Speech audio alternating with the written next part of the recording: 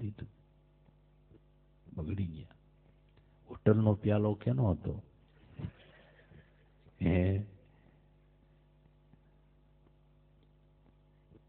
આવડા તમાશો જોવેતા ગામમાંથી કમળાશંકર ને બોગલ ભટ્ટ ને બીજા બે ત્રણ એ માનતા નહીં હોય, એકનાથ જમવા નથી ગયો હોય તો ઘીરે કીર્તન કરે. આ તમારા માસીનો દીકરો થતો હોય છે. અહીં હાલો જોવો જે આ કોણ છે?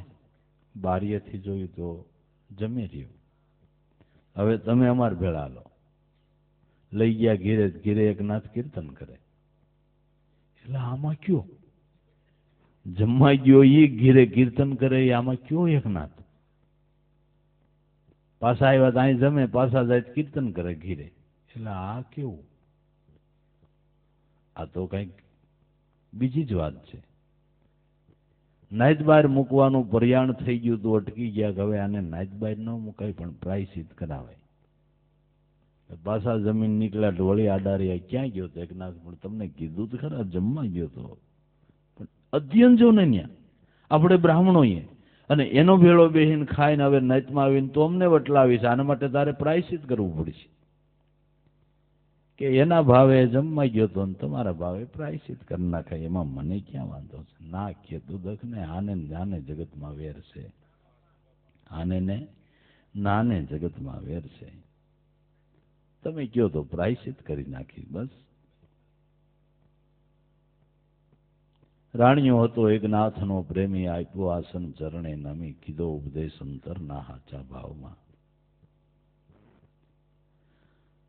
ભગવાને એકનાથનું બીજું રૂપ ધારણ કરી ભક્તની લજા રાખી, પણ કાંઈ પ્રમાણ દેખાય, કાંઈ જોવામાં કે જાણવામાં આવે તો હું કે બાકી કમળાશંકર મારે બેટે સાધના સાધવા વાળી સાધી છું, બાકી મેલી વિદા કેવું પડે. એટલે આ બે થઈ ગયો, એકનો બે થઈ ગયો. આવું આપને આવડે ને આને પૂગવું કેમ? ને આપણે કઈ કે હું કીર્તન કરતો, આને કરવું કેમ?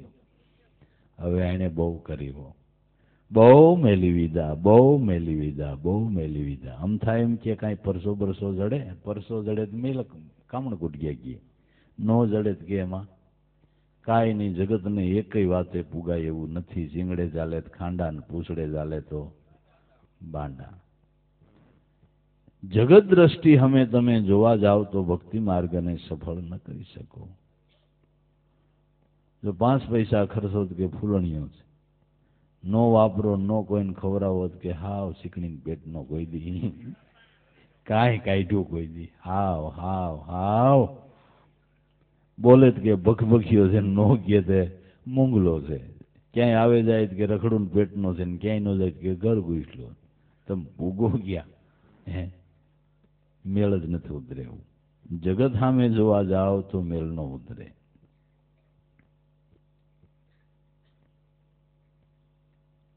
છેલ્લે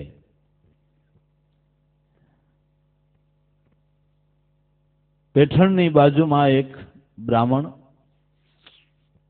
દીકરાને જનોઈ આપીને 200 રૂપિયાની મદદ લેવાને માટે પેઠણ મોટું ગામ છે, મદદ મળી રહી એટલે આવ્યો. એક નબીરાનું ટોળું બેઠેલું, એને પૂછ્યું કે મારે 200 રૂપિયાની મદદ છે ને એટલું છોકરાને જનોઈ આપવી છે ને 200 રૂપિયાની જરૂર છે ને એ પુણ્ય તમને આપીશ, પણ ગરીબ બ્રાહ્મણ છો ને મારા છોકરાને સંસ્કાર અપાઈ જાય તો એટલી બાપા મદદ કરો. અને ઓલા ટીખળે ચડ્યા કે અમારે એકનાથ સમાની મૂર્તિ કહેવાય છે, એને ક્રોધ કરાવી દે એટલે 201 રોકડો લઈ જા તારે રોકડે રોકડો લઈ જાવ, પણ એટલું તું કરાવી દે. ને આને એમ થયું ત્યાં ક્રોધ કરાવો એમાં શું હતું? ખેડ કરવું એટલે એ ગાઢો ને બાંધવું હોય બોલી આડો એટલે તરત લાગે.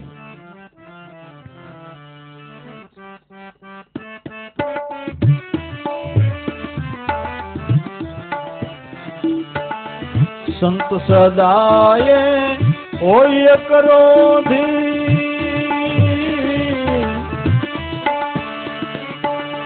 સત્તા જગત સે નિંદક વિરોધી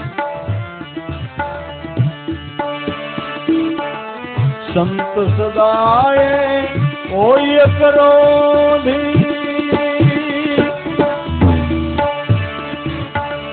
સતા જગત સે નિંદક વિરોધી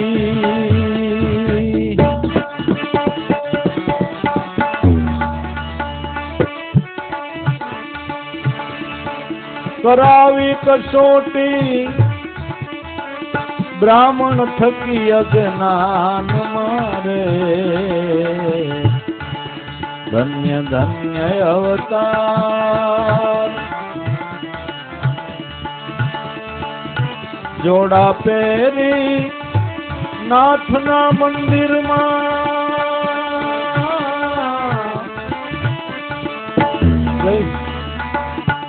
જઈને બેઠો પ્રભુના ખોળામાં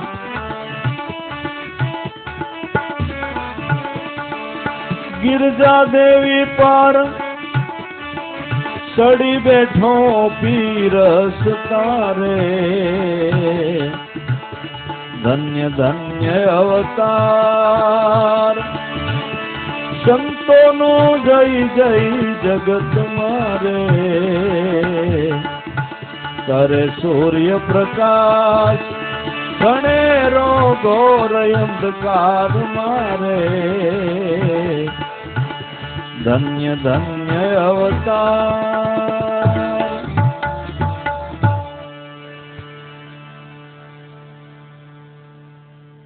સંત સદાય હોય ક્રોધી પણ સદા જગત નિંદક વિરોધી કરાવી કસોટી બ્રાહ્મણ થકી અજ્ઞાનમાં આવડા હવારના પૂરમાં ઉપડો થેલા લઈ ધબધબ કરતો નાથે નામ દ્વારો પર મંદિરમાં બેઠા છે ન્યા જોડા હોતો ઠેલા હોતો રફ રફ કરતો જઈને ખોળામાં બેસી ગયો ખીજાય તો એકનાથ મહારાજ કે ઓહો અહીં તો ઘણા અતિથિઓ આવે છે પણ અત્યાર સુધીમાં તમારા જેવો ભાવવાળો કોઈ જોયો નહીં પ્રભુ તમે બૂટ કાઢતા ભૂલી ગયા ઠેલા મૂકતા ભૂલી ગયા ધન્ય છે તમારા ભાવને પ્રેમ છે અને ભાઈ આવો ભાવ હોય તો ભગવાન આખો જ નથી અને એમ થયું જોડા હોતો ઠેલા હોતો મંદિરમાં ખોળામાં બેસી ગયો તો એ મારા વખાણ કરે છે વખતે 200 રૂપિયા મોંઘા પડી જાય તો પડી જાય પણ હવે લોભ વસ્તુ એવી છે ને અજમાવી ખરા થોડી વાર બેઠા વાતો ચીતો કરી પ્રભુ હમણાં જમવાનું તૈયાર થાય નાવું હોય તો નાઈ આવો નદીએ અથવા અહીં વ્યવસ્થા કરાવી દો ના હું નદીએ જઈશ ભલે નદીએ નાવા ગયો મીંડો મોડું કરવા 11 વાગ્યા 12 વાગ્યા 1 વાગ્યો 1:30 વાગ્યો શ્રીખંડિયાને મોકલો એકનાથ મહારાજે ઓલો ભૂલો પીડ્યો કાં આવ્યો નહીં સાહેબ પાણીના છાંટા ઉડાડે એ ગોરબાપા જમવા આવું છે ને જમવાનું તે તારો શેઠ ખીજાણો ને કે તમે ખીજાય નહીં તમે નો આવો તો સુધી જમે નહીં ને ખીજાય નહીં તો તને કેમ મોકલો તમે વખતે ભૂલા પડી જાઓ આવું હોય તો આવો નકર કાંઈ નહીં હજી ના આવો પછી તો એને પેટમાં હનુમાન બાપાએ રિક્ષાને કીક મારી હતી વાઈટ ઉપડી પછી ક્યાં જાય 1:30 વાગ્યો તો આવ્યો પતરાવળા નખાઈ ગયા છે એમ બંગતમાં બેસી ગયા પૂરણપૂરી શાક ને એવું બધું બનાવેલું પીરસાવા માંડ્યો એટલે મીંડો વખોડો આવી પૂરી હોય શે શાકમાં વઘારના ઠેકાણા દાળ આવી અતિથિઓને આવું ખવડાવો છો સદાવતના દીકરા એકનાથ મહારાજ કહે છે બાપજી અનાજ પરિબ્રહ્મનું રૂપ કહેવાય અને વખોડાય નહીં એટલે સાનું મુનો થઈને ખાવા માંડ્યો પણ દાજમાં હવે ક્રોધ કરે તો છેલ્લે ગિરજાદેવીને એકનાથ મહારાજે કીધું કે અતિથિઓને આગ્રહ કરો પૂરી લઈને નીકળો પૂરણપૂરીનો થાળ લઈને વાકા વાકા પીરસે છેલ્લો દા અજમાયો વાકા વાકા પીરસતા હતા ઘોડો પલાંગીને માથે બેહી ગયો એકનાથ મહારાજ કે ધ્યાન રાખજો દેવી અતિથિ પડી ન જાય કે ન પડે આપણો હરિપંડિત નાનો હતો તો આમ ન બિહારીને કામ કરતી કે આ મોટો ગગો છે આ ગગો મોટો અડગ ધૈર્ય જોઈ બ્રાહ્મણ એટલો લજાઈ ગયો ચરણમાં લેટી પડ્યો તો એકનાથ મહારાજે કીધું ગોરબાપા કયો ખરા એટલી બધી તકલીફ લેવાનું કારણ કે આવી રીતે 200 રૂપિયાના લોભે મેં આમ કર્યું છે. આ એક ટોળું બેઠું તેણે કીધું કે એકનાથને ક્રોધ કરાવી દો તો 201 રોકડો દઈ, એટલે એ લોભે મેં આમ કર્યું. આવતા વેદ કહેવાય ને, તો તમને 200 મળતા હોય તો હું ક્રોધ કરત, મારો હું જાય. આવતા વેદ કેવું જોઈએ ને આટલી બધી ભલામણા તકલીફ લેવાય. એવો થો આને 201 રૂપિયો આપી દો. રાજી થતો થતો હોયો ગયો. અડગ ધૈર્ય જોઈને પડ્યો છે બ્રાહ્મણ ચરણમાં. પણ ધર્મના વાદી શું કરે? ધૂંધા કાઢે. દીકરા હરિપંડિતને સડાયો તારા બાપ આમ કરે છે ને તેમ કરે છે ને આવો ધર્મનો સિદ્ધાંત ન હોય. પ્રાકૃત ભાષામાં ભાગવત લખ્યું ને કેટલા અર્થનો અનર્થ કરી નાખ્યો ને બધાને નાત જાતમાં સમજે ને આવા તે ધર્મો થાય છે. હરિપંડિતને ચડાયો. એ હવારમાં પોતાની પત્ની સાથે કાશી જવાને તૈયાર થયો. ગિરજાદેવી કીધું ક્યાં જા? મને આ તમારા ભવાડા નથી ગમતા, હું જાઉં છું કાશી. રાઘવ એનો દીકરો, એ તમારી મંડળીમાં ભલે કાશિયા કૂટતો એને નથી લઈ જાવો. બે માણા હવારના પોરમાં વિરોધ કરી અને હગા બાપનો વિરોધ કરી આવા મહાપુરુષનો વિરોધ કરીને નીકળી ગયા. ગિરજાદેવી ચિંતા કરવા માંડ્યા એકનાથને કે આ છોકરો યોગ્ય શું થાય? કે કાંઈ નહીં, કાશી વિશ્વનાથને એનું કાંઈ કામ હોય અને બોલાવ્યો હોય એટલે ભલે ને ગયો, એમાં શું થઈ ગયું? કાશીમાં જઈ અને હગા બાપ એકનાથની ઉપર વેદ સભામાં ફરિયાદ કરી કે મારા બાપ આવું વર્તન કરે છે, જેની તેની હારે ખાઈ લે છે બ્રાહ્મણ હોવા છતાંય, અને ભાગવતનું મરાઠી ભાષામાં ટ્રાન્સલેશન કર્યું છે અને એમાં કેટલાય અર્થનો અનર્થ થયો, માટે તપાસ કરો. કે શંકરાચાર્યનો કાગળ એકનાથ ઉપર આવ્યો કે તમે કાશી આવો. એટલે શંકરાચાર્યનો કાગળ આવ્યો એટલે ગિરજાદેવીએ વળી ઉપાધિ કરી કે શંકરાચાર્યનો કાગળ છે ને આપને બોલાવે શું હોય છે? કે ગાંડી આપણે આળહું માણા કાશી વિશ્વનાથની જાત્રાએ જાય ને આને દઈ આવી, આપણે કાગળ લખીને દર્શન કરવા તેડાવે, બીજું કાંઈ નથી. પોતાના નાના એવા સંઘને સાથમાં લઈ અને એકનાથ મહારાજ કાશીની અંદર ગયા. શંકરાચાર્યને મળ્યા. શંકરાચાર્યએ કીધું તમે ભાગવત કેની રજાથી તમે સંસ્કૃતમાંથી મરાઠી ભાષામાં ટ્રાન્સલેશન કર્યું? મારા ગુરુની આજ્ઞાથી. પણ એમાં અર્થના અર્થ થાય. સંસ્કૃત ભાષામાં જ હંમેશા વેદના વાક્ય હોવા જોઈએ, અને આ તમને કોણે ડાપણ શીખવાડ્યું? એકનાથ કે ભગવાનને કાંઈ ભાષાનું બંધાણ નથી કે સંસ્કૃત ભાષામાં રીઝે અને પ્રાકૃતમાં ખીજે, એવું નથી. ભગવાન તો ગમે એ ભાષાથી રીઝે છે. ભાષાને હું વળગે ભૂત અને અખા રણમાં જીતે ઈ સૂર.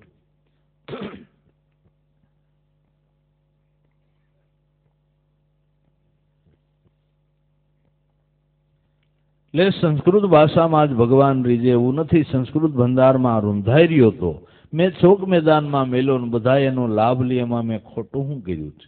છતાંય મારી ટીકામાં કઈ ભૂલ હોય અને એક જ શબ્દની ભૂલ નીકળે એટલે આ મારું ભાગવત મારા હાથે આ ગંગાજીને પધરાવી દઉં, પણ તમારી વેદ સભામાં મારું ભાગવત વાંચો.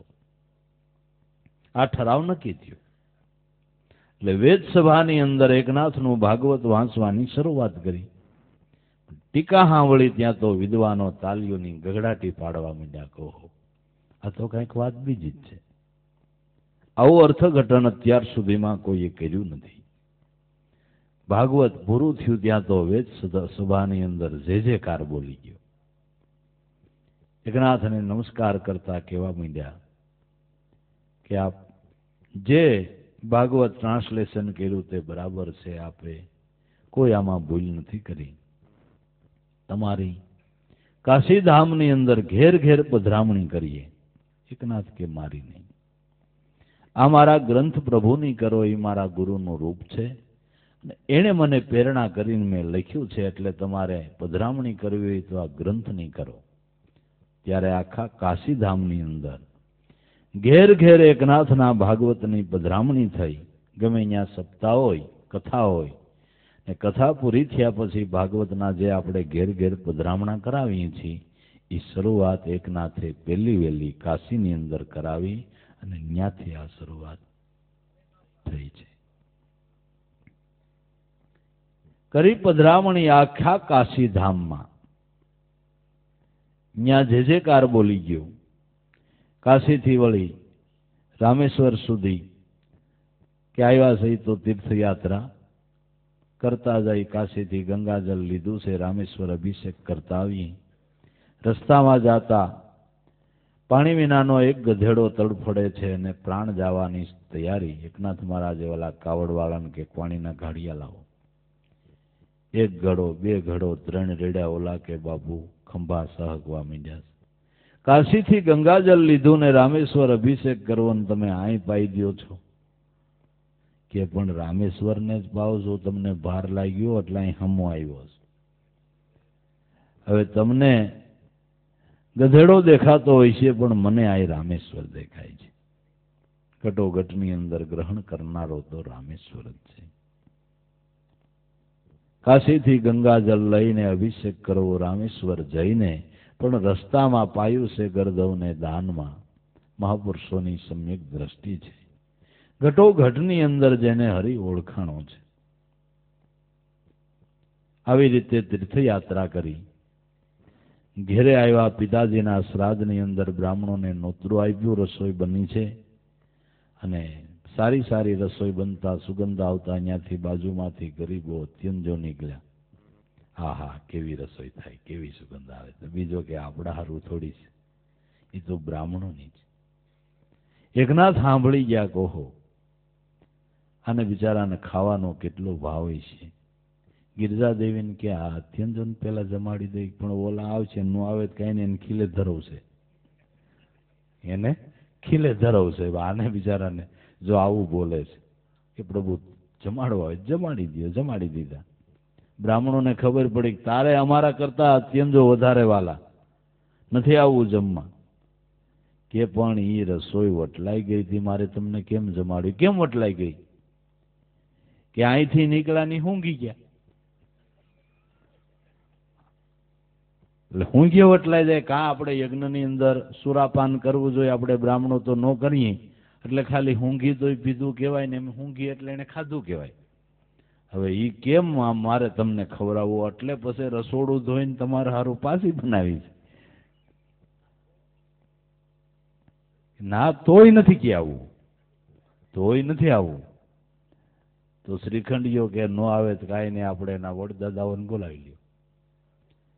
તે બધા એના પિતૃઓ જે વહી ગયેલા એને બોલાવ્યા. ની મીંડા જમવાના શ્લોકો બોલવા. હે કમળાશંકર, અમારા કાકાનો અવાજ છે કે નહીં? બોલો કે મારા મોટા બાપા લાગે. જાય દીવડે જમે કે આવડા એ પણ ખરેખર છે. આપણા દાદાઓને બોલાવી લીધા. પિતાજીના શ્રાદ્ધમાં એ અત્યંજો જમાયડા પ્રેમે કરીને ખીજાયા. બ્રાહ્મણો આવ્યા નથી એ શ્રાદ્ધમાં. ત્યાર પછી એકનાથ મહારાજે મહાપર્યાણ કર્યું. તોય બ્રાહ્મણો બળબડ્યા. લ્યો હવે 98 દી અત્યંજો હારા હતા, પણ હવે તો આપણી કાંધે ચડીને જાય ને. એકનાથ કે મારે કોઈની કાંધે ચડવું નથી. બધાયની હારે હાલી અને ગોદાવરી નદીની અંદર જળ સમાધિ લઈ લીધી. વૈશાખ સુદ 6ને દાડે પંચમહાભૂત દેહ છોડ્યો છે.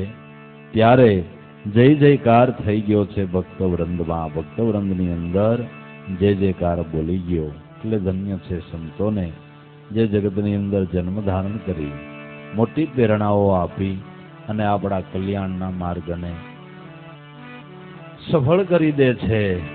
એ કલ્યાણ કરનારા, હજારોનું કરોડોનું કલ્યાણ કરનારા સંતોને ધન્ય છે.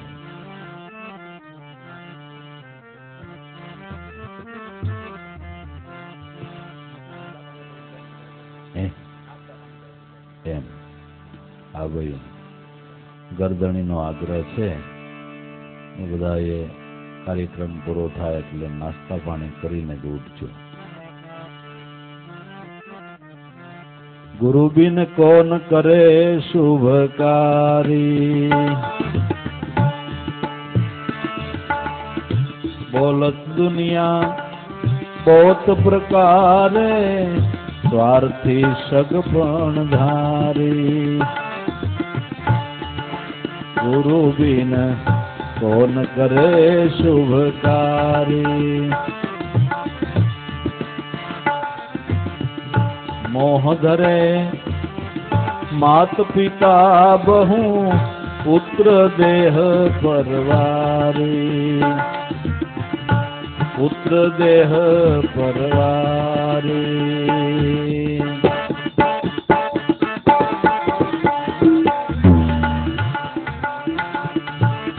निकल गयो जब प्राण देह से,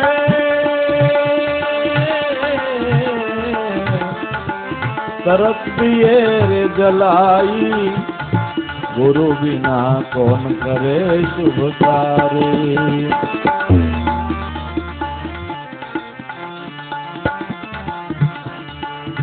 देह सता बने पुत्र य कर्मी, मोह माने सब जाए। स्वार्थ टूट्यो सब संसार,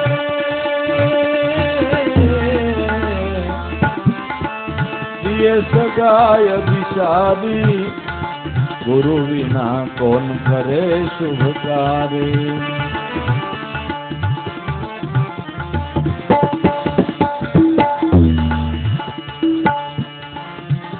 बने कोई मतवालो मन से, रहु में चित लगाई। बिगड़ गयो कहे सदा संबंधी, ऐसी दुनियादारी। ऐसी दुनियादारी। गुरु बिना कौन करे शुभकारी।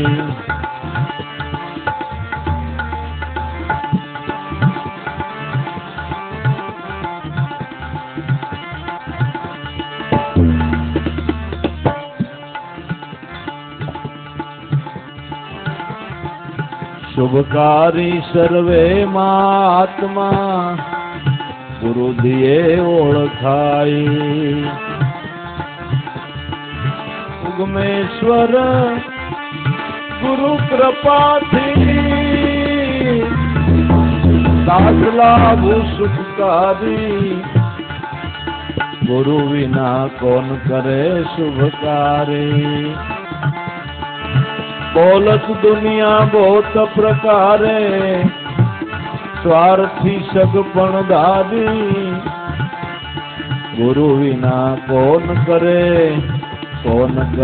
शुभकारी। गुरु